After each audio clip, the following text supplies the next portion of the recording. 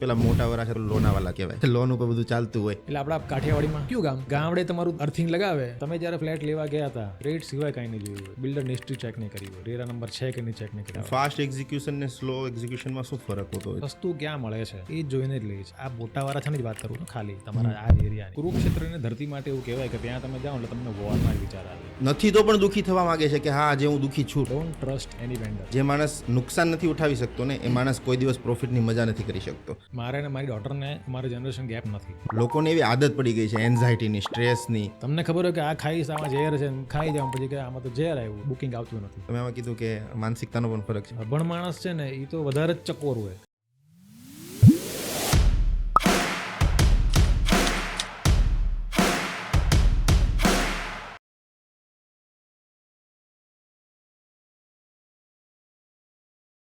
હું તમારા Instagram profile પર ગયો ને ત્યારે મેં આમ સ્ક્રોલ કર્યું ત્યારે રેન્ડમલી મને ખ્યાલ આવ્યો કે you are a very good observer.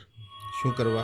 કેમ કે આઈ ટ્રુલી ફર્મલી બિલીવ કે જે માણસ સારો ઓબ્ઝર્વર હોય ને એ જ માણસ સારો ઇન્ટેલેક્ચ્યુઅલ માણસ બની શકે. કેમ કે જેટલું જોઈ શકે, જાણી શકે, એડોપ્ટ કરી શકે અને એને પોતાની જાત સાથે ઢાળીને એ વાતને ફિલ્ટર કરીને આપણે વાત થઈ એમ 30 સેકન્ડમાં ડાયવર્ટ કરી શકે. સાયકોલોજી. તો મારે સૌથી પહેલું એ કહેવું છે કે જ્યારે તમે બહુ સારા ઓબ્ઝર્વર હોય ને તો તમે સૌથી વધુ શીખતા હો જ્યારે તમે જાઓ છો આઉટ ઓફ કન્ટ્રી ફરવા માટે જાઓ છો. તો 110% તમે ત્યાંથી બહુ બધી વસ્તુઓ અત્યારે ઓબ્ઝર્વ કરીને નવી શીખીને આવ્યા છો. તો લાસ્ટ ટ્રીપ માટે હું સૌથી પહેલું એ પૂછીશ કે લાસ્ટ ટ્રીપમાં સૌથી વધુ શું ઓબ્ઝર્વ કર્યું ને ત્યાંથી શું શીખવા મળ્યું નવું? ન્યુયોર્ક છે ને, પહેલાં તો અમને એમ કહું કે કુરુક્ષેત્રની ધરતી માટે એવું કહેવાય કે ત્યાં તમે જાઓ એટલે તમને વોરના જ વિચાર આવે. તમે બી આમ યુ બીકમ એંગ્રી. ન્યુયોર્કની અંદર એવું છે કે ન્યુયોર્કમાં તમે જે પગ મૂકો ને એટલે જો ખરેખર તમારું બિઝનેસ માઇન્ડ હોય ને તો તમને બિઝનેસના જ વિચાર આવે. એન્ડ કારણ કે એવું કહેવાય છે કે ન્યુયોર્ક સૌથી પહેલાં ડચ લોકોએ વસાવેલું, જે મેનહટન આઇલેન્ડ કહેવાય. અને ડચ લોકો એટલે પૈસો મારો પરમેશ્વર. એ લોકોએ ફક્ત બિઝનેસ કર્યો. અને જ્યાં ન્યુયોર્કમાં જે ગણ્યા ગાંઠ્યા ચર્ચ બી છે ને એ બી પછી પાછળથી જે લોકો આવ્યા એ લોકો બનાવ્યા. એટલે ધરતી જેવી છે. એટલે હું લાસ્ટ ટાઈમ ગયો હતો ગયા વર્ષે, ત્યારે મને 1-2 આઈડિયાઝ આવેલા જે મેં અહીંયા ઇમ્પ્લિમેન્ટ કરેલા. લાસ્ટ વિઝિટમાં અમારો જે પરફ્યુમવાળો વેન્ચર ખરું ને, એનો જે કન્સેપ્ટ છે ને એ મને ત્યાંથી મળેલો. અમુક ત્યાં પોર્ટલ્સ છે એવા જે લોકો ઓનલી અમેરિકામાં જ કામ કરે છે. અમુક આ ટાઈપનું આપણે અહીંયા ક્રિએટ કરી શકીએ. અને અહીંયા આવીને મેં મારી ટીમને વાત કરી અને વી સ્ટાર્ટેડ. અમે એક્ઝિક્યુટ બહુ ફાસ્ટ કરીએ. તો આ આઈડિયા અમને ફાસ્ટ એક્ઝિક્યુશન ને સ્લો એક્ઝિક્યુશનમાં શું ફરક હોતો હોય? તમે કીધું બહુ ફાસ્ટ એક્ઝિક્યુશન કરીએ તો ફરક શું પડે એ બંનેથી? માઇન્ડમાં કન્સેપ્ટ ક્લિયર હોય ને કે ભાઈ મારે આ ટાઈપનું કરવું છે. અને બીજું કે પાસ્ટ જે બી 20 યર્સના એક્સપિરિયન્સ હોય આપણને, એટલે એ બેઝ પર અમે લોકો ફાસ્ટ કરી શકીએ છીએ. અમને અમુક વસ્તુ ખબર પડી જાય આપણને અનુભવ પ્રમાણે. આજની રીલ જોઈ તમે મારી, મેં એ જે બનાવી છે એમાં એ જ છે કે તમારે નવો બિઝનેસ ચાલુ કરવો હોય, specially message four young generation, તો ડોન્ટ ટ્રસ્ટ એની વેન્ડર. તમને ટાઈમ પર ડિલિવરી નહીં જ મળે. એ તમારી જે ધારણા હોય કે અહીંયા મારે જોઈએ છે તો હું કીધું એ થોડો બફરિંગ ટાઈમ જે બહાનાબાજીનો છે ને એને પકડીને ચાલજો. અમને ખબર હોય એટલે ફાસ્ટ થાય. અમને ખબર હોય કે અહીંયા બાનું આવશે જ એટલે એને પહેલાં એને પકડી લઈએ, બાનું આવે પહેલાં, એટલે એક્ઝિક્યુશન ફાસ્ટ થઈ જાય. સિમ્પલ. અને બીજું કે કન્સેપ્ટ ક્લિયર હોય કે મારે શું કરવું છે. એટલે આમ તેમ ફાફા મારવાની જગ્યાએ આપણે ટુ ધ પોઈન્ટ કામ કરીએ. આજે આપણે ટુ ધ પોઈન્ટ બિઝનેસ ઉપર બહુ બધી વાતો કરવી છે, પણ બિઝનેસની વાત કરીએ ને ત્યારે મારા માઇન્ડમાં એક વિચાર આવે કે જે કોઈ પણ માણસ જ્યારે પોતાનો નવો બિઝનેસ ચાલુ કરે છે ત્યારે જે માણસ નુકસાન નથી ઉઠાવી શકતો ને એ માણસ કોઈ દિવસ પ્રોફિટની મજા નથી કરી શકતો. એનું રીઝન સિમ્પલી એટલું છે કે તમે બિઝનેસ ચાલુ કરશો ને ડિરેક્ટલી જ તમે એમાં પ્રોફિટેબલ થઈ જશો કે ડિરેક્ટલી તમે એક્સપાન્શન કરી લેશો, એવું નથી થવાનું. લાઈફ બહુ બધું શીખવશે અને એ બધું શીખતા પછી તમે એને પ્રોફિટમાં કન્વર્ટ કરી શકશો. જ્યારે માણસ ઇનિશિયલી સ્ટેજ ઉપર પોતાના જોબ કે બહુ નોર્મલ બેકગ્રાઉન્ડમાંથી બિઝનેસ તરફ આવતો હોય છે ત્યારે સૌથી વધુ એને શું ધ્યાન રાખવું પડતું હોય છે કે તમે જે પોતાની લાઈફમાં જે એચીવ કર્યું છે, જે તમારી બિલ્ડિંગ કંપની છે એને તમે એક લેવલ પર લઈ ગયા છો, તો એક બેઝિક લેવલની શરૂઆતથી તમારે જ્યારે શરૂઆત કરવી હોય ત્યારે શું ધ્યાન રાખવું જોઈએ એઝ અ બિઝનેસમેન તરીકે? અમારા ટાઈમની વાત કરું તો અત્યારે કામ નહીં લાગે. હું આજના ટાઈમની વાત કરું. તમારી એમ પણ તમે જેનજી જેવા જ લાગો છો અત્યારે. મારે અને મારી ડોટરને અમારું જનરેશન ગેપ નથી, બિકોઝ આઈ નો. શા માટે નથી? આ બહુ સમજવા જેવી વાત છે. આપણે બિઝનેસ કરતાં પહેલાં અત્યારે આ એક પહેલાં ચર્ચા કરી લેવી છે. કારણ કે અગેન સાયકોલોજી, હું મારી સ્ટાઇલમાં, મારી ઓરિજિનલ સ્ટાઇલમાં, ફોર એક્ઝામ્પલ હું મારી ડોટરને સમજાવીશ તો નહીં સમજે, એને બોરિંગ લાગશે, એટલે મારે એની સ્ટાઇલમાં સમજાવવું પડે. હવે એની સ્ટાઇલમાં સમજાવવા માટે મારે એના જેવા રહેવું પડે, તો જલ્દી મને એ લોકો એક્સેપ્ટ કરશે. જેન ઝી એક્સેપ્ટ મને કરે તો કેમ કરે? કંઈક નજીક હોઈએ તો. અને દરેક જણને સમજાવવાની એક સ્ટાઇલ હોય, દરેક જનરેશનને. હવે અમારી જનરેશન હતી, અમારી એ લાફા જ ખાતી.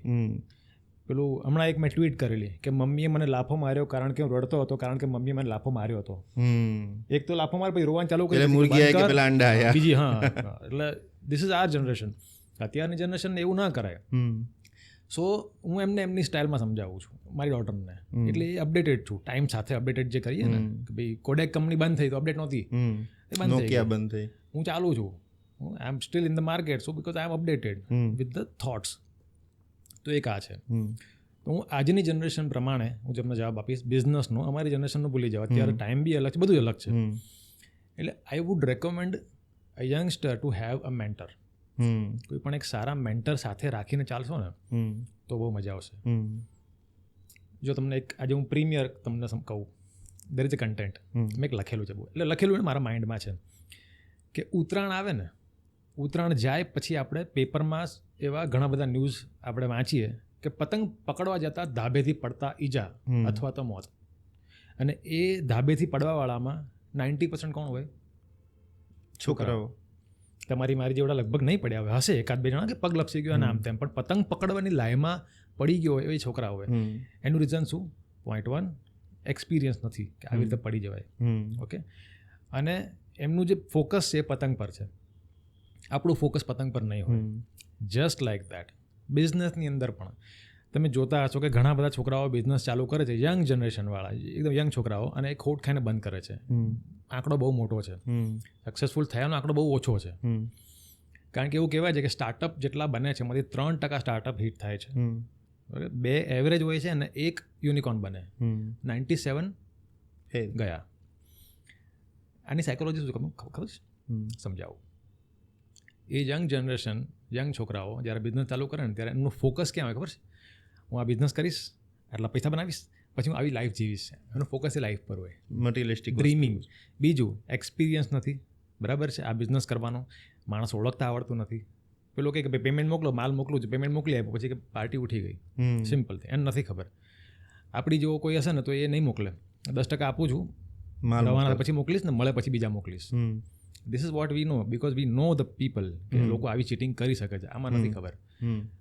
એટલા માટે 97% ફ્લોપ જાય છે. કારણ કે એ છોકરાઓનું જે ફોકસ હોય ને, પેલું આમ ડ્રીમિંગ હોય કે ભાઈ હું આવું કરીશ, મારા બિઝનેસને એક્સપાન્ડ કરીશ, આમ કરીશ, પણ જે રસ્તા પર ચાલવાનું છે રસ્તો એને જોયો નથી સરખો. This is the reason. એક મેન્ટર સારા હોય ને, તમે બેડો પાર થઈ જાય. પણ આ સિસ્ટમ નથી અહીંયા, લોકો છોકરાઓ સાંભળતા નથી બહુ. હું મારી રીતે જ કરીશ, મને ખબર જ છે, એનો કોન્ફિડન્સ, ઓવર કોન્ફિડન્સમાં હોય. હવે આપણને દેખાતું હોય કે આ પડશે હમણાં, પણ હવે સામે ચાલીને સલાહ આપવા કોણ જાય? સાંભળવાની તૈયારી નથી. આ વસ્તુ જો એક વખત એ લોકો એક્સેપ્ટ કરી લે ને કે હા એકાદ જણની જરૂર પડશે, મને એક્સપિરિયન્સ નથી, સ્વીકાર ભાવ, એ સ્વીકારી લે કે ભાઈ મારી સિચ્યુએશન છે, મને નથી ખબર પડતી, તો હેલ્પ આવશે. એક્સેપ્ટન્સ નથી, મતલબ આ તો આપણે અહીંયા કલ્ચર નથી. બાકી કન્સલ્ટિંગનું કલ્ચર ફોરેનની અંદર જે મોટા મોટા CEO આજની તારીખે $850 million પણ સેલરી લેતો હશે ને તો એની પાસે કન્સલ્ટન્ટ હશે આજની તારીખે. શું બોલવું, કેવું બોલવું, કઈ રીતે કરવું, આના રિઝલ્ટ શું આવશે. અને આપણે આ મેન્ટરનું કલ્ચર તમે કીધું એમ અગેન એક ઈગોમાં છે કે મને કોઈ શું શીખવાડી જાય. હા, અને શેનો ઈગો છે? હમણાં જ મને કોઈ પૂછ્યું મને કે આ છોકરાઓને શેનો ઈગો? મૂકતી તો ક્વેશ્ચન છે, આ તો રિસર્ચ કરવું પડે કે શેનો ઈગો છે. રીલનો ego, day 1 to converting this નથી. હા, અને એ સોશિયલ મીડિયામાં આ તકલીફ બી થઈ છે. સોશિયલ મીડિયામાં ઘણી બધી વસ્તુઓ પેલું કહેવાય ને મિસકન્સેપ્ટથી લોકો શીખવાડે છે, લોકો શીખી બી લે છે, માની પણ લે છે અને પછી કરે છે ઇવેન્ચ્યુઅલી. પણ તમે જુઓ ને તો જે 3% તમે તમને કીધું 3% જે હિટ ગયા, એ લોકોને સામે માણસો બોલાવીને પૂછશે તમે હિટ કેમ ગયા. એટલે 97 જે ફ્લોપ છે એની કબર ખોદાઈ ગઈ છે એ લોકોને કોઈ નહીં પૂછે. એટલે ફ્લોપ સ્ટોરીઝ નથી આવતી, ફેલિયર સ્ટોરીઝ બહુ ઓછી આવે છે. એકચ્યુઅલી તો ફેલિયર સ્ટોરી જ તમારે શીખવી જોઈએ. સક્સેસ તો એમાંથી જ આવશે. તમે ફેલિયરની વાત કરીને એક મેં બહુ સારું કોટ સાંભળેલું કે જ્યારે ઘરમાં કોઈ સાપ દેખાય ને ત્યારે આપણે સાપને દંડો લઈને મારીએ, કદાચ મારી પણ નાખીએ. અને એનો એ સાપ જ્યારે આપણને મંદિરમાં દેખાય ને તો આપણે પૂજીએ, દૂધ પીવડાવીએ. બંને જગ્યાએ સાપ જ છે, ફરક ખાલી થોટ પ્રોસેસનો છે, જગ્યાનો છે. તમે ક્યાં છો, કઈ પોઝિશન ઉપર છો, કેટલા સક્સેસફુલ છો, કોની પાસે. તમે કીધું એમ જેમ શંકર ભગવાને સાપનો મેન્ટર બને ને એમ તમારે પણ તમારી જિંદગી અંદર મેન્ટર જોઈએ. અને એક બીજી વાત થતી હતી કે સફળ કેમ થવું, સક્સેસફુલ થવું. મેં જ એકવાર બહુ ટાઈમ પહેલાં રીલ બનાવેલી કે બહુ બધા લોકો શીખવાડે છે, બહુ બધા મોટિવેશનલ સ્પીકરો શીખવાડે છે કેમ સક્સેસફુલ થવું, શું કરવું. પણ ફેલિયર આવ્યું તો ફેલિયરને કઈ રીતે હેન્ડલ કરવું. એટલે ફર્સ્ટ ઓફ ઓલ મને જે કન્વેન્શનલ જે motivational speaker, I am not a motivational speaker, I am just speaking on my media. મારી કેટેગરી અલગ છે. એટલે જે સક્સેસફુલ થવાની જે બધી વાર્તાઓ છે ને, એટલે એ રોગમાં એક જ વસ્તુ, પૈસા કમાવો. તમને ulcer, cancer, blood pressure, diabetes બધું આવી જશે, વેલકમ કરો, પૈસા કમાવો. If you have money you are successful. Hustle કરો. હા, તમારે વાઈફ જોડે સંબંધ નથી, છોકરા બોલાવતા નથી, એકલા રહ્યો છો, બરાબર છે, you are done with your life, but you have money, you are successful. Okay, this is not success. અને હું ઇન અ સ્પિરિચ્યુઅલ વે હું કોઈ ડેફિનેશનને ખોટી નથી કહેતો. તમને શું ગમે છે, okay, that is your success. તમને એમ કહો કે ભાઈ મને મારી 1-2 કિડની કાઢી લો તમે, તારે કંઈ પ્રોબ્લેમ નથી, મને સક્સેસ બનાવો. ઓકે, મને બધા જ રોગ જોઈશે, ચાલશે, એક્સેપ્ટ કરીશ, હસી ખુશી. મને પૈસા જોઈએ છે અને હું આ સિચ્યુએશનમાં લોકો મને જોવે, મને એ જ ઈચ્છા છે, that is success for you. Nothing is wrong. હું એમ કહું ભાઈ મારો શર્ટનો ખિસ્સું ફાટેલું છે, કોઈ પ્રોબ્લેમ નથી. મને છે ને માનસિક શાંતિ જોઈએ છે. I want to B happy. પૈસા ઠીક છે, ખાવા પૂરતા છે, બહુ ફાઇન દેખાય, તો મારા માટે સક્સેસ છે. હા, આ તમારા માટે નથી સક્સેસ અને તમારી સક્સેસ મારા માટે સક્સેસ નથી. But I am accepting everything what you want. તમે અચીવ કરી લીધું, દેટ ઇઝ યોર સક્સેસ. ઘણા કે ભાઈ હું નોકરી કરું છું, 50,000 રૂપિયા પગાર છે, પણ હું વર્ષમાં 4 વખત છે ને બસ માઉન્ટેનિંગ ટ્રેકિંગ કરી આવું છું, મને બહુ મજા આવે છે. That is success for you. So there are and number of definition of success. But yes, જે કન્વેન્શનલ વેમાં પૈસા કમાઈ ગયા એ સક્સેસ, તો પૈસા કમાવામાં તમે like you want B happy ever. What I personally believe કે પૈસા આવે છે. Once you create something, તો પૈસા ઓટોમેટિકલી આવે છે. You create a product, you create a project, you meet right people, you have right plans. તમારા પાસે 1 બી રૂપિયો નથી, તમારા પાસે એક બહુ સરસ કન્સેપ્ટ છે, તો ઇન્વેસ્ટ મળી જાય. તમે કન્સેપ્ટ મૂકશો કે જો મારી પાસે આ કન્સેપ્ટ છે, હું ચલાવીશ, તો ઇન્વેસ્ટર હશે. પૈસા રોકવાવાળા ઘણા છે, પણ તમારી પાસે કંઈ નથી તો નહીં આવે. એટલે પૈસા કમાવા ઠીક છે, ઓબ્વિયસલી મહેનત કરવી પડે છે, પણ એ આનું કામ છે, નહીં કે હાર્ડવર્ક ને બધું જે થિયરી આપીએ છે. So when you create yourself, start with your personal health, point 1, your fitness, okay, your mental fitness, physical fitness, your routine, your education. અને I am not saying education like certificate, ભણતર નહીં, ગણતર. તમને કેટલી સમજ પડે છે, તો એ બધું તમે જેમ જેમ લર્ન કરતા જાઓ. અને સૌથી મોટી વસ્તુ, યુ મસ્ટ હેવ પેશન્સ. એ નથી ઓવરનાઇટ નહીં આવે, નથી જવાનું. કે આજે હું આઈ એમ 43, 44 રનિંગ છે, ત્યારે તમારી સામે બેઠો છું. આઈ એમ નોટ 20, દોડું થઈ ગયું છે. તો એ સમયે જ આવશે, એ ફળ ત્યારે જ પાકશે. બટ એ પેશન્સ નથી, ઓવરનાઇટ જોઈએ છે, ઓવરનાઇટ મળતું નથી, એટલે આવે છે ડિપ્રેશન. પછી કે સુસાઇડ કર્યું, શું થાય? અગેન મેન્ટર નથી. બાકી સમજી ગયો છોકરો સમજી જાય છે, રાઈટ રીતે સમજાવો તો. તમે કીધું એમ જનરેશન ગેપ ક્રિએટ કરીને રાખ્યો છે બધાએ. તમે જે વાત કરીને ડિપ્રેશન ને આ તે બીમારીઓને જે આવે છે, એક બહુ મસ્ત મૂવી છે, એનું રેફરન્સ લેવા માગીશ, ચલ મન જીતવા જઈએ. આ ગુજરાતી મૂવીની અંદર બહુ વ્યવસ્થિત રીતે સમજાવ્યું છે કે પૈસો, પરિવાર બંને કઈ રીતે હોય છે. બરાબર. આઈ હાઈલી રેકમેન્ડ કે કોઈ માણસ અગર પોતાની લાઈફની અંદર જ્યારે પણ ડિપ્રેસ ફીલ કરે છે, ચલ મન જીતવા જઈએ એકવાર ચોક્કસ જોવે. એની અંદર જ્યારે એ લોકો લોસીસમાં આવી જાય છે, એટલે એના જે હેડ ઓફ ધ ફેમિલી હોય એની વાત માની લે છે કે હા આપણે પૈસા બેંકરપ્ટ ડિક્લેર કરી દઈએ અને પૈસા બચાવી લઈએ. હવે 1-2 પર્સન હોય જે શાણા હોય, એટલે એમ કે આપણે નથી કરવું, છોકરાઓ. એટલે જ્યારે એ પોઈન્ટ મૂકે છે ને કે આજે આપણે સુખ સંપત્તિ પામવા જઈ રહ્યા છે, એક શેને દાવ ઉપર લગાવીને કરીએ છીએ કે આપણે પપ્પાની મેન્ટલ હેલ્થ, કોર્ટ કેસીસ, બીમારીઓ આવશે, વાળ ધોળા થઈ જશે. જ્યારે આ ડર દેખાડે છે ને ત્યારે આ ડર ફેમિલીને ખરેખર ડર લાગી જાય છે અને ફેમિલી બેક ઓફ થઈને પેલી સાઈડ જતી રહી છે. એટલે ખરેખર માનસિક રીતે જે ઘરે જઈને તમે જે શાંતિથી જે અનુભૂતિ કરો છો ને કે આજે મેં કંઈક લાઈફની અંદર બેસ્ટ કર્યું, that is a very good success. કોઈ પણ માણસ એચીવ કરી શકે પોતાની લાઈફની અંદર. વાત કરી બિઝનેસની કે બિઝનેસને કોઈ પેશન્સ, ધીરજ રાખતું નથી, બરાબર. પણ એક બીજો પણ એક કન્સેપ્ટ આવે છે કે દરેક માણસ એમ કહે છે 9 to 5 નહીં, 9 to 5 શું કરવા નહીં 9 to 5? કોણ જોબ કરવી નથી, બધાને બિઝનેસ જ કહે ને ઇંગ્લિશમાં, નોટ કપ ઓફ ટી, બરાબર. દરેકના બસની વાત હોતી નથી બિઝનેસ કરવો, બરાબર છે. અને સ્ટીલ લોકો ઇન્સ્ટાગ્રામમાંથી જોજોને એમ જ ક્યાં કરે છે કે 9 to 5 નહીં, 9 to 5 નહીં. શા માટે જોબ શા માટે ના કરવી જોઈએ? એના કોઈ રીઝન તમને મળે છે ખરાબ આ જનરેશન પાસેથી? India is a not India but entire world is a media driven. Okay, media જેમ સમજાવે અને એ મીડિયામાં જે બોલતો હોય એને બી છે કે મારે આમાં વ્યૂ વધારે આવે, લાઈક વધારે આવે, એટલે કંઈ બી બોલી કાઢશે. હવે એની શું એકચ્યુઅલી ઇફેક્ટ થવાની છે. એટલે હું ઘણી વખત છે ને અમુક પેરેન્ટ્સ મારી પાસે આવે છોકરાઓને લઈને કે આને કરિયરની જરા ગાઈડન્સ આપો ને. એટલે એમાં ગયા વર્ષે એક મારા ફ્રેન્ડ છે જીમમાં મારી સાથે આવતા, એની ડોટરને લઈને આવ્યા. 12th પૂરું કર્યું હતું ને આગળ કંઈક કરવું હતું. એટલે મેં પૂછ્યું, મેં કીધું બેટા શું કરવું તારે? એટલે કે મારે સિવિલ એન્જિનિયરિંગ કરવું છે. છોકરી હાવ ગાય જેવી, ઊંચા અવાજે બોલી ન શકે, કોમળી કાકડી જેવી. એટલે મેં કીધું તું પીખાઈ જઈશ. મેં કીધું આ સિવિલ એન્જિનિયર તને પ્રોજેક્ટમાં મેં કીધું આપશે હાર્શ સનલાઇટ, બહાર રહેવાનું, અને ઇટ્સ અ મેન્સ ફિલ્ડ. મેં કીધું તારા સ્વભાવ પ્રમાણે, આઈ એમ નોટ સેઇંગ નો, તારી ઈચ્છા તું કરી શકે. હું મારા એક્સપિરિયન્સ પ્રમાણે હું તને ખાલી એક વાત કહું છું, not even guide or advice. તારી લાઈફ યુ ડિસાઇડ. મેં કીધું આની અંદર આવું હોય. મેં કીધું આ કર્યા પછી શું કરવાનું, એને એ ખબર નહોતી. એટલે પછી એ કીધું કે હા એમ કે યુ આર રાઇટ, કે આ ફિલ્ડ મારા માટે નથી. એટલે પહેલાં તો હું બિઝનેસ કરી શકીશ કે નહીં કરી શકું એ ડિસાઇડ કરવું પડે. અને એમાં કોઈ ગાઈડ કરી શકતો હોય તો કરી શકે, તો તમે જાતે. અને બીજું કે એ ઉંમરમાં છે ને ખબર નથી પડતી, થઈ જ જાય ને એમ. એને કેમ કહ્યું કે તમે કોઈની સામે બોલી પણ નથી શકતા તો તમે ધંધો કેવી રીતે કરશો?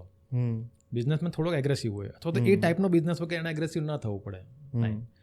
એટલે એક નેચર પ્રમાણે હોય. પેલો આર્મી વાળો જેવો સ્વભાવ હોય અને તમે સ્કૂલ ટીચર ના બનાવો, છોકરા મારી તોડ નાખે. ડિસિપ્લિનમાં રાખો ને સ્કૂલનો ટીચર અને તમે આર્મી ના મોકલી દો, એ ગોળી નહીં ચલાવી શકે. તો based on your nature you should decide કે can I do this or not. એટલે એ કોઈ ગાઈડ કરી શકતું હોય તો થાય છે. એટલે અત્યારે બધાને એમ છે કે 9 to 5 મને આટલા મળે છે, અને જોબ કરીશ તો મને આટલા મળશે. પણ એને ખબર નથી કે જો ધંધો કરતો માણસ હોય ને એને કોઈ રજા આવતી જ નથી. વી નો ઇટ. ફોન ફરવા બી ગયા તો ફોન ચાલુ હોય આપણો, એને બંધ નહીં કરી શકો. હવે એને કેમ સમજાવવું? હવે એ સ્વભાવમાં છે, તમે હેન્ડલ કરી શકો એમ છો, એટલું સ્ટ્રેસ, એટલું પ્રેશર, યસ તો કરો. સમય આપી શકો છો, પૈસા આપી શકો છો.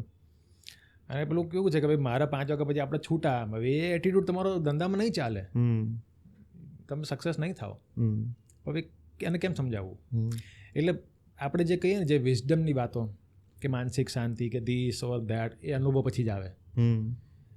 એકવાર એક્સપિરિયન્સ થાય ને માનસિક શાંતિ હાવ પતી ગયું ને પછી ખબર પડે કે આમાં બહાર નીકળ્યા પછી કે આમાં બીજી વાર નથી જવું મારે. એ અનુભવ વગર કોઈ શીખતું નથી. બહુ ઓછા લોકો એવા હોય છે કે જે બીજાનો કાંસકો વાપરે. મારા ફાધર એવું કહે બીજાનો કાંસકો વાપરે ને તો ટાલ નહીં પડે, પણ એ સમજ પડી જાય તો. એટલે એક એક્સપિરિયન્સમાંથી પાસ થાય માણસ, પછી એને ખ્યાલ આવે કે ભાઈ આ, અને એમાંથી શીખે, આનાથી આગળ રહેવાનું. આ એક એડવાઇસ મને કોઈ આપેલી, બહુ સારી આપેલી, કે લાઈફની અંદર સુખી થવું હોય ને, સુખી સક્સેસફુલ મતલબ તમારે જો માનસિક શાંતિ જોતી હોય તો 3 વસ્તુ પર બહુ સારી રીતે ફોકસ કરવાનું.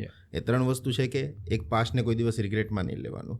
જે થઈ ગયું, જે હતું, હા એમાંથી લર્નિંગ લેવી બહુ જરૂરી છે, પણ જે પાસ્ટમાં થઈ ગયું એને ભૂલી જવાનું. એક કોઈ દિવસ ફ્યુચર માટે વરી નહીં કરવાનું. એટલે કે ભવિષ્યમાં શું થશે, તમે કીધું એમ કે હું આટલા પૈસા કમાઈ લઈશ, આમ કરીશ, એની માટે વરી નહીં થવાની. અને ત્રીજું કે સાહેબને પાસે મર્સિડીઝ છે તો એ મર્સિડીઝ જોઈને મારે દુઃખી નહીં થવાનું. મારી પાસે જે છે એનો આવકાર માનવાનો. One of the best life આવી રીતે જીવી શકાય ખરી. કરિયરની વાત કરી તમે કે મારી પાસે કદાચ કોઈ આવે કે કરિયર, ઘણા લોકો આવતા હોય ને કે પૂછે કે શું કરિયરમાં કરે, એટલે હું તો એ લોકોને એક જ એડવાઇસ આપું, સાયકાટ્રિસ્ટ બની જાઓ. એનાથી મોટો બિઝનેસ ભવિષ્યમાં કોઈ થવાનો જ નથી. લોકો દુઃખી, એટલા દુઃખી છે, નથી તો આમ વિચારે છે દિવસે કે હું આજે કેમ દુઃખી નથી, કેમ મારે કંઈ ટેન્શન નથી. આટલી સિમ્પલ લાઈફ મારી ના હોઈ શકે. લોકોને એવી આદત પડી ગઈ છે એન્ઝાયટીની, સ્ટ્રેસની, એટલા લેવલે લોકો પોતે નથી તો પણ દુઃખી થવા માગે છે કે હા આજે હું દુઃખી છું, લોકોને ફીલ કરાવવા માગે છે. આવી લાઈફમાંથી સાથે ધંધો કરવો, પરિવાર સંભાળવો, તમે કીધું બહુ અઘરું ને બહુ કોમ્પ્લિકેટેડ થતું જાય છે. તો માણસને એક તમે કીધું કે મેન્ટર જોઈએ લાઈફની અંદર, બહુ જરૂરી છે, બરાબર. તો એક ગુરુ જોઈએ. તો ગુરુની સાચી પરિભાષા, એક મેન્ટરની સાચી પરિભાષા શું હોઈ શકે તમારા મતે? આમ જોવા જઈએ તો લાઈક હું મારા સાઈડથી જોઉં તો મારા કોઈ ગુરુ નથી. કારણ કે હું સમજણો થયો ત્યારથી લઈને આજ સુધીમાં કેવું છે, મારું થોડુંક આગળ ચાલતું હોય. એટલે હું એ સબ્જેક્ટની ક્યાંક સલાહ લેવા જાય તો ક્યાં જાઉં, એમ મારું થોડુંક મગજ આગળ ચાલતું હોય. 24 ચાલે છે, અત્યારે 30માં ચાલો તમે. પણ ફોર્ચ્યુનેટલી મને એવા આસપાસમાં વ્યક્તિઓ મળતા ગયા અને જોઈ છે લાઈફમાં અપડાઉન ઘણી બધી વખત જોઈ છે. કારણ કે કંઈ પ્રિડિક્ટેબલ નથી. 100%. એટલે આજે પેલું વિઝડમ ઓર જે તમે કહો કે ભાઈ એ છે ને અંદરથી એક્સપિરિયન્સના બેઝ પર આવ્યું છે. અને ગુરુની પરિભાષા એ કે જે પેલું કહેવાય ને કે ભાઈ પોતાનો સ્વાર્થ જોયા વગર એક તો. કારણ કે અત્યારે એવું હોય છે કે કોઈને સલાહ લેવા જાય ને પહેલાં તો એની રોટલી શકે કે આમાં હું ક્યાં કાંક કાઢી લઉં એમ. એ ના હોવું જોઈએ. અને પેલું ફેક ના હોવું જોઈએ. ઘણી વખત એવું હોય છે ઘણા લોકો જે દેખાતા હોય અને ઓન સ્ક્રીન દેખાતા અને ઓફ સ્ક્રીન જો તો બહુ અલગ હોય. જે તમે આની પર જે આપો છો એ જ તમે સલાહ આપો. રૂબરૂ જ્યારે મળે ત્યારે કોઈને એમ લાગે કે આ તો અલગ જ નીકળ્યો. એ નહીં હોવું જોઈએ. આજે મને ઘણા બધા મારા ફ્રેન્ડ્સ ફોલોવર્સ મળવા માટે આવે છે. હું આપું ઓફિસનો address, not everyone but yes some people. અને એ લોકો આમ સરપ્રાઈઝ થઈ જાય છે કે એક્ઝેક્ટલી તમે એવા જ છો એમ કે જેવા સ્ક્રીન પર દેખાવ. એવું જ હોય ને, એ ઓરિજિનલ જ છે. That is my own style. અને જે વાત કરું છું એ મારી લાઈફમાં હું જીવું છું. હું એમ કહું કે મારી પાસે માનસિક શાંતિ હોય જે મારે જ ના હોય ધારો કે, તો એ રોંગ થઈ ગયું. બટ યસ હું મારો જે બી મારા બિઝનેસીસ છે ઓર માય ફેમિલી, એ લોકો જોડે હું એવી રીતે જ બિઝનેસ કરું છું કે ભાઈ મારી જે માનસિક શાંતિ છે ને એને પ્રિઝર્વ રાખવાની છે, હલવી નહીં જોઈએ. એટલે બિઝનેસ બી એવી રીતે જ, ઓવર ટ્રેડિંગ નહીં, રાત્રે ઉજાગર કરવો પડે એવું નહીં, ઉઘરાણી માટે ફોન આવે તો નહીં, એ લેવલમાં જ કરવાનો. કેટલી કેપેસિટી છે. સો ઇન અ નટશેલ વેરી શોર્ટમાં તમને કહું, આપણી ગુજરાતમાં જેટલી કહેવતો છે ને, જેટલી પણ કહેવત, એ દરેક કહેવત પ્રમાણે હું જીવું છું. આપણે ત્યાં બધા બોલે છે કે લોભિયા હોય ને ત્યાં ધોતારા ભૂખે ના વરમણ, તો એ લોકો લોભ જોઈને કૂદી પડે છે. નહીં કૂદવાનું. પહેલું સુખ તે જાતે રહ્યા. આ ધ બેસ્ટ ફિટનેસ. આજે હું પેલા મારા BI મશીન છે મારી ઓફિસમાં, એની પર ચડું, બોડી એજ બતાવે 20 વર્ષ. I have that level of fitness. તો એ હું મેન્ટેન કરું છું. અને આ બધું કરવાનું જે મૂળ રીઝન છે, સિંગલ પોઈન્ટ રીઝન, એ છે મને મજા બહુ આવે છે. હું વિધાઉટ રીઝન હેપી રહી શકું છું because of my fitness and my lifestyle and my business.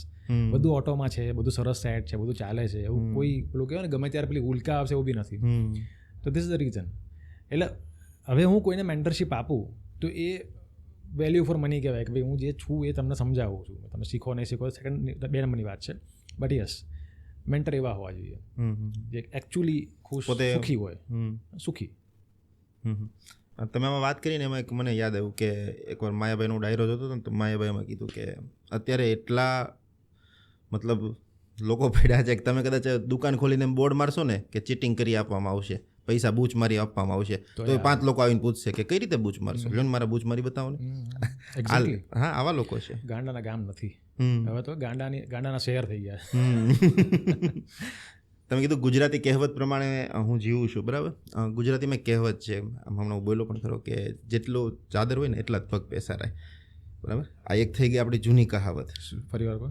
જેટલી ચાદર હોય ને એટલો જ પગ પેસારાય, એનાથી વધુ પગ નો પેસારાય. એટલે પગ બહાર નો નીકળી જવા જોઈએ ચાદરની. અને અત્યારની જનરેશનની વાત એમ છે કે ડોન્ટ વરી, આપણે ચાદર મોટી કરી લઈશું, બરાબર. બંનેમાં બહુ ફરક છે. તમે કઈ થિંકિંગ સાથે જાઓ છો કે? હા, એટલે again there is no wrong theory, there is a different theory. કોઈ એમ કહે કે ભાઈ આપણે ચાદર થોડી પોળી લાંબી કરી નાખશું, ફાઇન. તમે કોઈ એક પ્રોજેક્ટ કરતા હો અને તમને એમ લાગતું હોય પ્રોજેક્શનમાં કે ભાઈ આ પ્રોજેક્ટમાં આપણે જે પ્રોડક્ટ બનાવીએ છીએ એનું આટલું સેલ્સ તો 100% આવશે, તમને ફૂલ કોન્ફિડન્સ હોય, તમે સર્વે કરેલો હોય ને. કોન્ફિડન્સ બી કેવું છે, પેલું ગટ ફિલિંગ નહીં, R&D વાળું. અને એમાં તમને એમ લાગે કે ભાઈ આમાંથી ફાઇનાન્સ લઈને આપણે આને એક્સપાન્ડ કરીને કરી શકીએ એમ છીએ, તો ચાદર પોળી કરી નાખો. પણ હાવ પેલા તુક્કા હું એકચ્યુઅલી આ gut feeling, there is a word gut feeling, એ હું ગઈકાલે જ હું વિચારતો હતો. આઈ કીપ થિંકિંગ અ લોટ. ગટ એટલે શું? ડેરિંગ, ના, જુસ્સો. આંતરડા.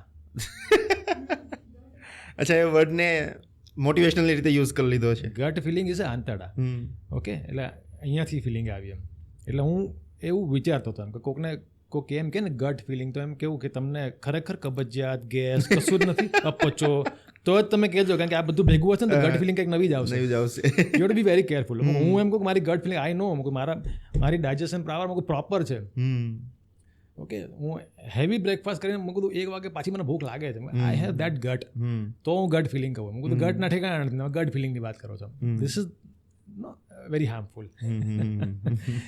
વેન યુ નો કે હા આમાંથી હું નીકળી જઈશ, તમે રિસ્ક લઈ લો, ચાદર પોળી કરી નાખો, પણ પછી અમારા આજે રિયલ એસ્ટેટમાં કેમ છે, ડેવલપરો આપણો પ્રોજેક્ટ મૂકી દીધો અને અહીંયા 3 BHK મૂકી દીધું, પણ ત્યાં ખરેખર ડિમાન્ડ છે એરિયામાં નથી, યુ ડોન્ટ નો. તમે સર્વે કરાવ્યો છો કે નહીં, એમાં રૂપિયા ખર્ચવા નથી, બસ બધા મૂકી લો, હું મૂકી દઉં. અને પછી હાઈરાઇઝ બિલ્ડિંગ બનાવવા એટલે 1000ની લૂમ ફોડવા બરાબર છે. અહીંથી સળગાવી એટલે આખી ફોડવી પડે. બંગલાનો પ્રોજેક્ટ તો એમ કહ્યું ભાઈ કામ કરીને આપ સાઈડ કરીને કાચું વેચી દે. હા, કાચું વેચી નાખજો, પ્લોટ વેચી નાખજો. આમાં શું કરો, કંઈ ન થાય. પછી કેવા હલવાય, જમીનના રૂપિયા આપવાના, બાંધકામના રૂપિયા આપવાના, બેંકને વ્યાજ આપવાનું, બરાબર છે, બધું તમે એજન્સીઓ સ્પેન્ડરના પૈસા આપવાના, બુકિંગ આવતું નથી. પછી તમે એમ કહો કે ભાઈ આમાં કાંઈ મળતું નથી, પણ તો શું કામ કૂદ્યા વિધાઉટ સર્વે? એમાં ચાદર પોળી નહીં કરાય. This is it. ચાદર પોળી લાંબી કરવી કોઈ નુકસાન નથી, પણ તમને ખબર હોવી જોઈએ. શોર્ટ છે, નાખો. તમે આમાં વાત કરીને તમે રિયલ એસ્ટેટ સાથે જોડાયેલા છો, એટલે મને બહુ ક્વિક થિંક આવ્યું કે રિયલ એસ્ટેટની અંદર અત્યારે એટલી ચીટિંગ થાય છે. કોઈ પર્સનલ વાત નથી કરતો, બટ મેં જોયું છે કે રિયલ એસ્ટેટની અંદર લોકો એટલા હેરાન થાય છે, કેમ કે ઘર લેવું દરેક માણસનું એક સપનું હોય, અને એ સપનાને બહુ નજીવી રીતે લોકો હેરાન કરી રહ્યા છે. એનું તમને સિમ્પલ એક્ઝામ્પલ આપું તો માનો કે કોઈ માણસ છે, પોતાની જિંદગીભરની મૂડી લગાવે, તો પેલા મોટાવાળા છે તો પેલા લોનાવાલા જ કહેવાય, બરાબર છે. લોન ઉપર બધું ચાલતું હોય.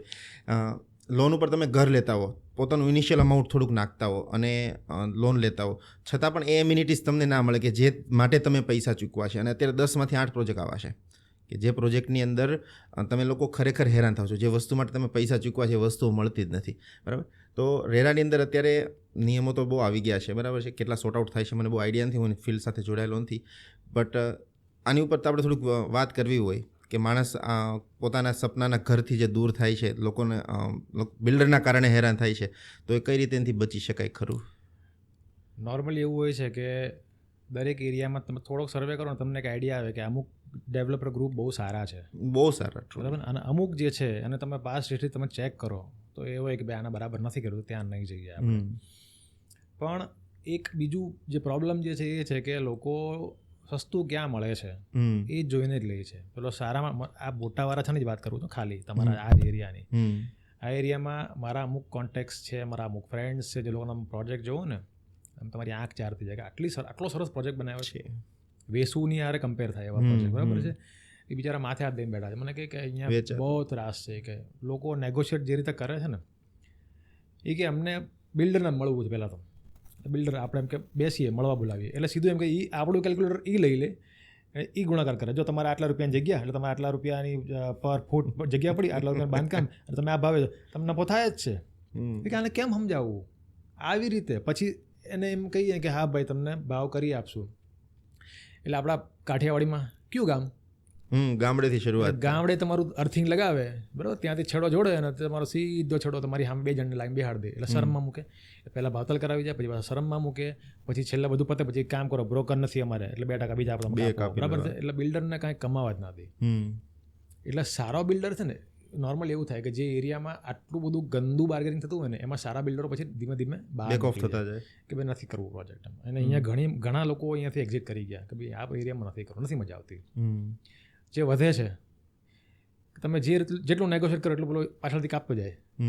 કાપો તમે તાર વાંધો નહીં, મારે તો ક્યાં જોડવાના છે. This is how it happen. પછી આ ફિલોસોફી આવે કે ભાઈ અમે તો કંઈક અલગ જ માગ્યું હતું ને મને કંઈક અલગ જ મળ્યું. પણ તમે જ્યારે ભાવતાલ કરો તમે જોયું હતું, તમે નાક ને મોઢું 2 બંધ કરી દો પછી માણસ ક્યાં જાય? અને બીજું કે આપણે પ્રોજેક્ટ ચાલુ કરીએ, ગ્રાઉન્ડ લેવલ પર છીએ અને તમે એક્સ એમાઉન્ટમાં ફ્લેટ બુકિંગ કરાવી દો છો, તમારો ભાવ તો ફિક્સ થઈ ગયો. હવે પ્રોજેક્ટ જ્યારે 2 વર્ષ ઊભો થાય, 2 વર્ષમાં માર્કેટમાં કેટલા ફ્લક્ચ્યુએશન આવ્યા, ઓકે, એ બધા તો પહેલાં બિલ્ડર જ સહન કરવાના, ભાવતાલ વધારો આ તે મટીરિયલના પ્રાઇસમાં. પછી છેલ્લે પ્રોજેક્ટ કોસ્ટ ઉપર ગઈ, સારો બિલ્ડર હોય ને એમ કે કાંઈ વાંધો નહીં ભાઈ, 50 રૂપિયા મળે ફૂટે કાંઈ ન કહેવાય, પણ આપો જે આપણે કમિટમેન્ટ કરેલું. પણ જે નબળો બિલ્ડર હોય કે જેનું એવું માઇન્ડસેટ નથી, એ શું કરશે, ભાઈ કામ મને કાર્ડ નહીં. અને બ્રોશરમાં શું લખેલું હોય, બધી જ વસ્તુ તમે લખી છે, હવે એમાં નીચે ફૂટડી મારી હોય કે આ તો એક સબ્જેક્ટ ટુ ચેન્જ, તો તમે કંઈ કરી ના શકો. એટલે સારા ડેવલપર. અને બીજી વસ્તુ, તમે આની વાત કરો છો, ઘણા બધા લોકોએ બિલ્ડર પર રેરામાં કેસ કર્યા છે કે મને આ લોકોએ જે કીધું હતું એ નથી આપ્યું. બ્રોશરની અંદર એક ખુરથી દેખાડ્યો, ગઝબો દેખાડ્યો કે આ તમે નથી આપ્યું, એની જગ્યાએ તમે આખું ક્લબ હાઉસ બનાવી આપ્યું, એ નહીં, સેમ ટુ સેમ નથી માગ્યું, એનાથી તમને 10 ગણું વધારે આપ્યું છે, એ નથી દેખાતું, અને તો બી કેસ કરવાવાળા છે. એટલે આમાં કોઈ જગ્યાએ કોઈને પહોંચી શકાય એમ નથી. મેં એવા બી કેસ જોયા છે. માનસિકતાનો ફરક છે આખો, કહી શકો. પણ પેલો જેવું છે કે તમે જ્યારે આ પેલું કહેવાય ને કોઈ મારો કાકો સાચો, તમે જ્યારે લેવા ગયા ત્યારે તમે 10 જણના સામે બેહાડીને તમે હાવ સસ્તા ભાવે પ્રોજેક્ટ લઈ લીધો, પ્રોજેક્ટ કોસ્ટ વધી ગઈ, બિલ્ડર લોસમાં જાય એમ છે, તો એ શું કરશે પછી? પોતાનો જીવ તો બચાવે, ઘરે પોતાને બી ફેમિલી છે, એટલે શું કરશે? કટ ડાઉન કરશે. સારા ડેવલપરો શું કરશે? ભાવ બહુ નેગોશિએટ નહીં કરે, એક રેન્જ પકડી રાખશે, અને તમને જે કમિટમેન્ટ કર્યું છે એ આપશે.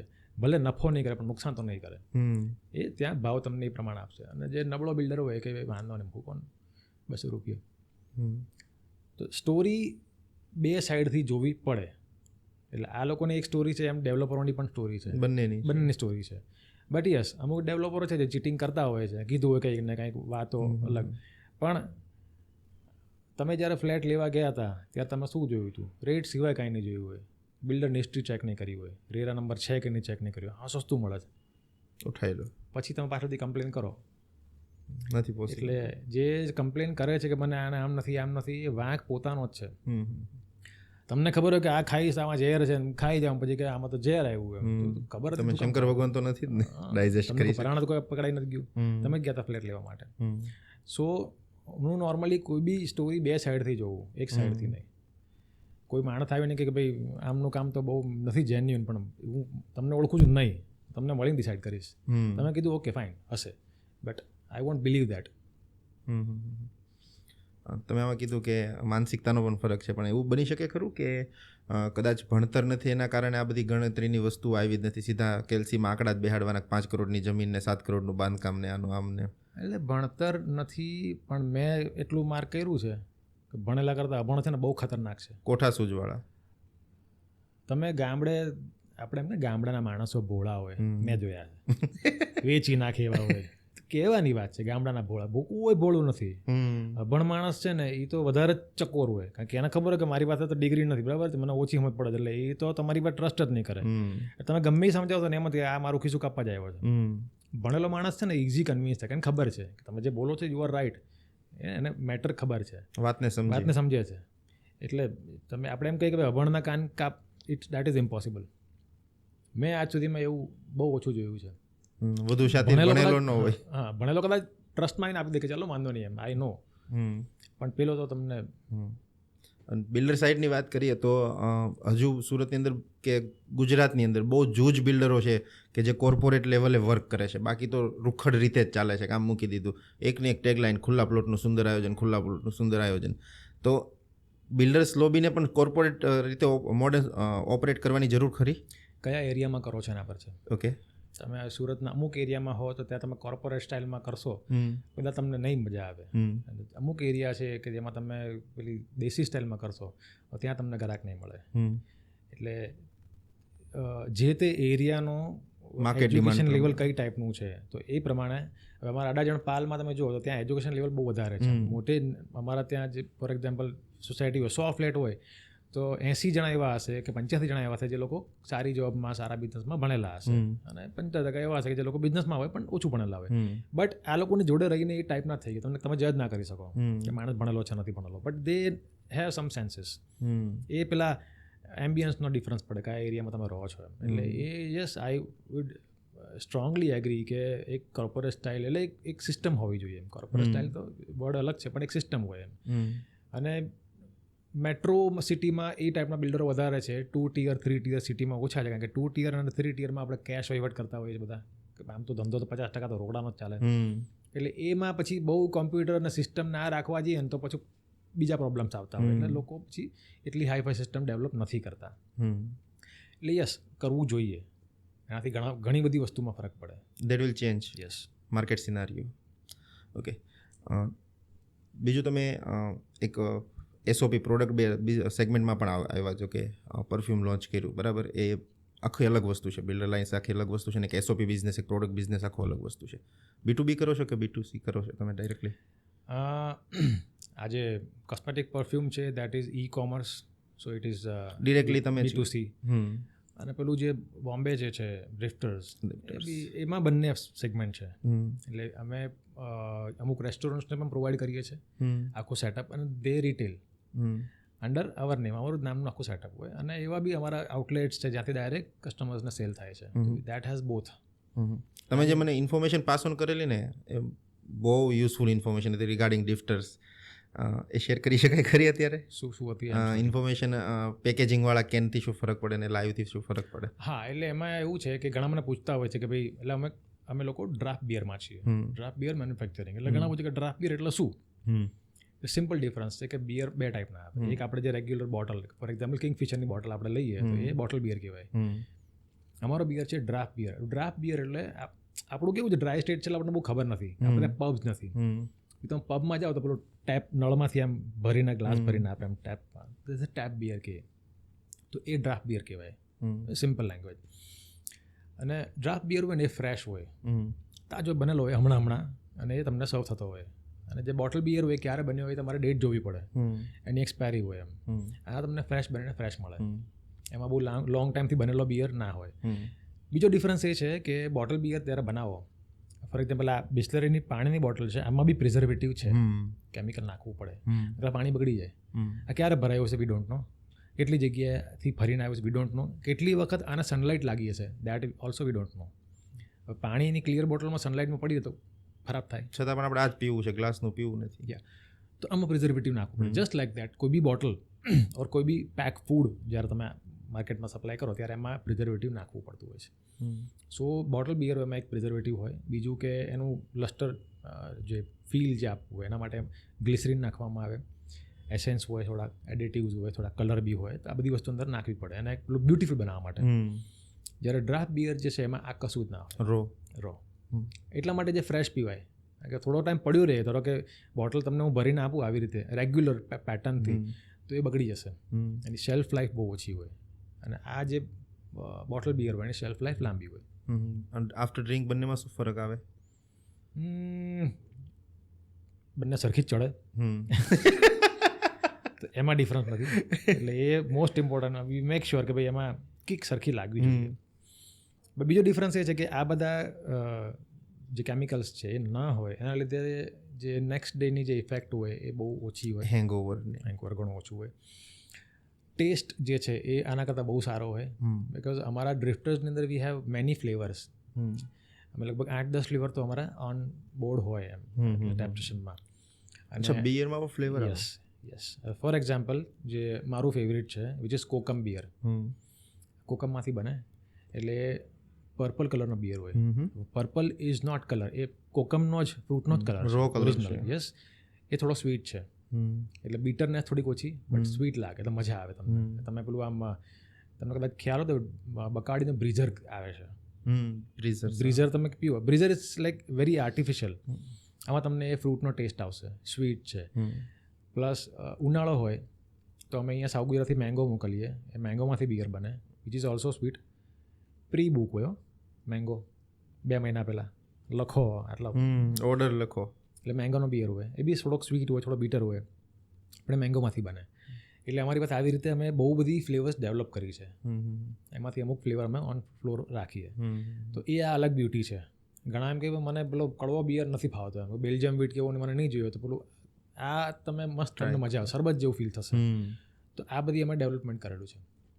ઇનોવેશન. યસ. આ તો ખબર જ નથી. બીજું તમે કીધું એક સેક્ટરથી બીજું સેક્ટર તમે વાત થઈ કે ત્રીજું સેક્ટર આપણે પરફ્યુમમાં જઈએ, બરાબર? ત્રણે બિઝનેસ અલગ અલગ છે. એક ડેવલપમેન્ટ કંપની છે, એક F&B છે અને ત્રીજી કોસ્મેટિક બ્રાન્ડ છે. આ ત્રણેય અલગ અલગ બિઝનેસ કરવાનું રીઝન શું? પરફ્યુમ તો શોખ છે. અચ્છા. પેલું વન્સ અપોન ઇન મુંબઈ આવેલું પિક્ચર અજય દેવગન, મેં હર કામ પૈસો કે લીએ નહીં કરતા, હા, मैं हर बिजनेस पैसों के लिए नहीं करता. अच्छा. So perfume is my hobby. I love it. I love perfume. I love to layer combinations. અને આની તમને સ્ટોરી કહું ને તો Uff is not my brain child actually. મારો એક ફ્રેન્ડ છે, બહુ ક્લોઝ ફ્રેન્ડ, એટલે હું પરફ્યુમ લો તો એને આપું, એટલે એને ઈચ્છા થઈ આવી કે ભાઈ આવું કંઈક કરીએ તો એમ. અને એણે એનો ભાણિયો છે, એને વાત કરી. He was already in to e-commerce અને એને બી આ જ શોખ, એટલે એ કંઈક આમાં કરી શકાય એમ. અને એને ઇઝ અ પ્રોફેશનલ પરફ્યુમર એમ જોવા જઈએ તો, એણે કોર્સ કરેલો છે. This is how it started. એટલે એણે ચાલુ કર્યું. મને શોખ છે બ્રાન્ડિંગનો. I love to create brands. Okay, કારણ કે મને સાયકોલોજી ખબર છે લોકોની કે બ્રાન્ડ કેમ બનાવાય. ઓકે, તો હું એને ગાઈડ કર્યા કરું. એટલે પછી વન ફાઇન ડે ઈ આસ્ક મી કે ભાઈ તું આવી જા ને યાર ઓન બોર્ડ. મેં કીધું હું આવીશ તો બ્રાન્ડ બનશે, તારે જે રીતે કરવું છે એમ નહીં, લોકલ પ્રોડક્ટ નહીં બને, એમ નહીં ચાલે. તો કે એગ્રી, વચ્ચે નહીં આવતો. મેં કીધું વી નો મી. Okay fine.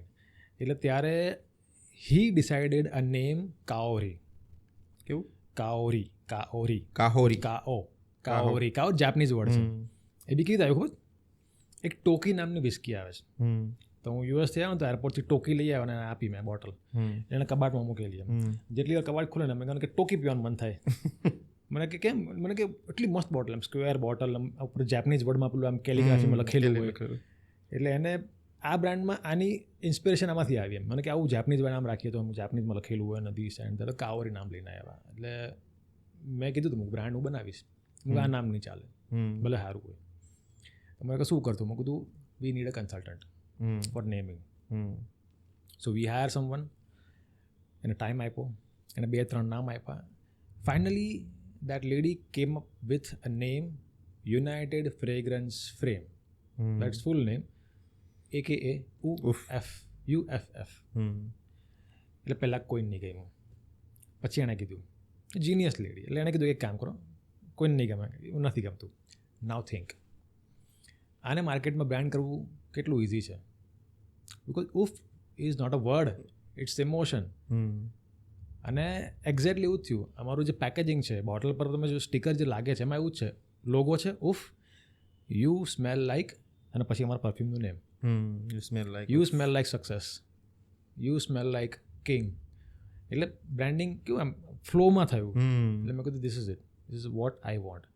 પછી જે કલર્સ એન્ડ ધી જે બનાવવાનું હતું, પેકેજિંગ ઓલ દેટ, એ પછી ધીરે ધીરે અમે કરતા ગયા.